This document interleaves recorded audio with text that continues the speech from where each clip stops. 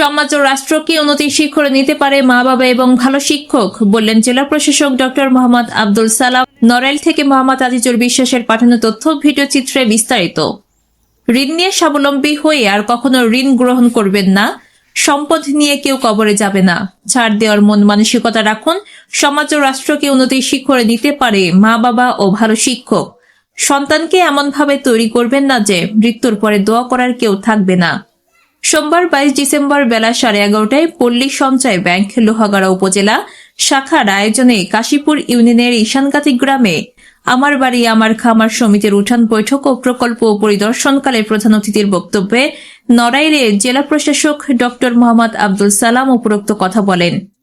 পল্লী সঞ্চয় ব্যাংক লোহাগাড়া উপজেলা শাখার ব্যবস্থাপক বিজন কুমার সাহার সভাপতিত্বে ও পল্লী সঞ্চয় ব্যাংক জেলা শাখার কর্মকর্তা মোহাম্মদ তরিকুল ইসলামের সঞ্চালনায় অনুষ্ঠানে বক্তব্য রাখেন নড়াইল জেলা প্রশাসক কার্যালয়ের নির্বাহী ম্যাজিস্ট্রেট মোহাম্মদ বদিউজ্জামান, সমিতির উদ্যোক্তা মামুনুর রশিদ, লোহাগাড়া উপজেলা নির্বাহী কর্মকর্তা শাম্মী কাইসার, উপজেলা সহকারী কমিশনার ভূমি ও পৌর প্রশাসক সাদিয়া সুলতানা সহ প্রমুখ।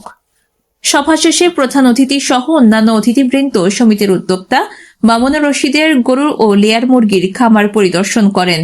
এরপর প্রধান অতিথি জেলা প্রশাসক ডক্টর মোহাম্মদ আব্দুল সালাম উপজেলার কাশীপুর ইউনিয়নের শাহবাজপুর মহিউদ্দিন এতিমখানা পরিদর্শন করেন।